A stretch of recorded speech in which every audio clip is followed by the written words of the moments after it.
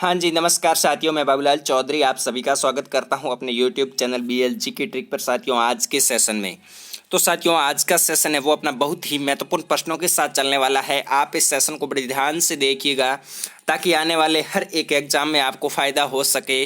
तो चलिए करते हैं इस सेशन की शुरुआत। इससे पहले आप चैनल पर नए हो तो एक बार सब्सक्राइब जरूर कर लें ताकि आने वाली हर महत्वपूर्ण वीडियो की नोटिफिकेशन आपके पास पहुंचती रहे। तो चलिए करते हैं इस सेशन की शुरुआत। पहला प्रश्न है अपना, राजस्थान का प्रथम पूर्ण साक्षर गांव कौन सा है? जी हाँ साथियों, प्रथम पूर्ण साक्षर गांव बताना है आपको। अपने ऑप्शन है ब्यावर, रामसर, मसूदा, पुष्कर। बताने की कोशिश कीजिए। मुझे उम्मीद है कि आपने इस प्रश्न का उत्तर साथियों कमेंट बॉक्स में दे दिया होगा। तो चलिए करते हैं इस प्रश्न के राइट आंसर की बात। तो अपने इसका राइट आंसर है मसूदा। ऑप्शन नंबर सी है वो इस प्रश्न का बिल्कुल राइट आंसर है। क्या भाई? मसूदा, ऑप्शन नंबर सी। तो चलिए अगले प्रश्न की ओर। अगला प्रश्न ये रहा अपने स्क्रीन पर, देश का पहला बीज मसाला अनुसंधान केंद्र कहाँ स्थित है? जी हाँ साथियों, देश का पहला बीज मसाला अनुसंधान केंद्र ऑप्शन है तबीजी, ब्यावर, किशनगढ़, तिलौनिया। बताने की कोशिश कीजिए साथियों। हर एक क्वेश्चन एग्जाम की दृष्टि से महत्वपूर्ण है और साथियों यही क्वेश्चन है जो हर एग्जाम में कई बार रिपीट हो चुके हैं और होने की भी संभावना है। तो चलिए करते हैं इस प्रश्न के राइट आंसर की बात। तो इसका अपने राइट आंसर है तबीजी। ऑप्शन नंबर ए है वो अपने इस प्रश्न का बिल्कुल राइट आंसर है। तो चलिए अगले प्रश्न की ओर। अगला प्रश्न ये रहा अपने स्क्रीन पर, निम्न में से किसके द्वारा अजमेर जिले की स्थापना की गई? जी हाँ साथियों, अजमेर जिले की स्थापना है वो किनके द्वारा की गई? अपने ऑप्शन है अजय राज, अरुणराज, पृथ्वीराज चौहान और अगला ऑप्शन है सोमदेव। तो बताने की कोशिश कीजिए।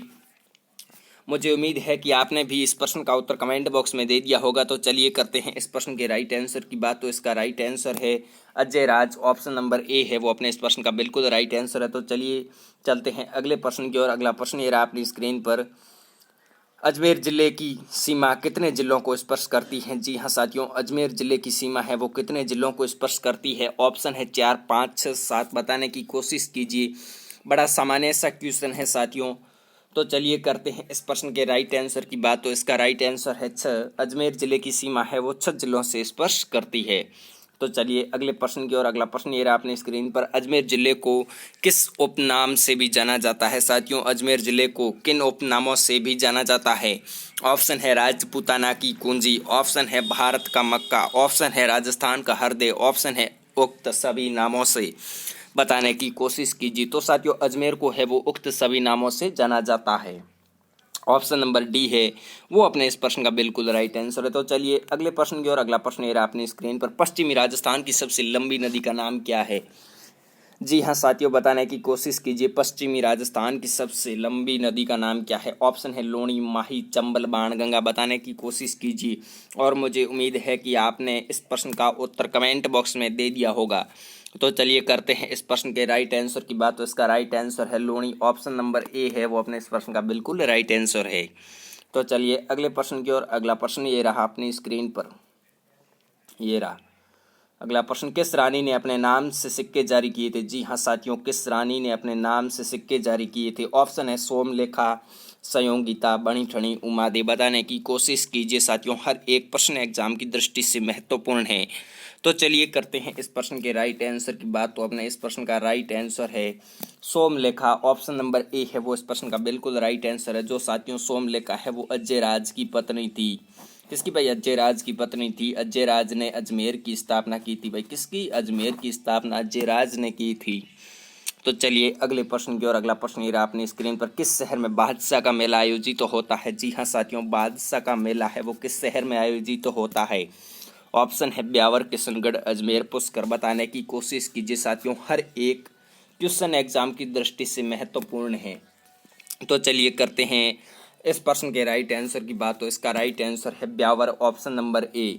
अब आयोजित कब होता है? तो साथियों होली के दूसरे दिन आयोजित होता है। कब भाई? होली के दूसरे दिन आयोजित होता है बादशाह का मेला।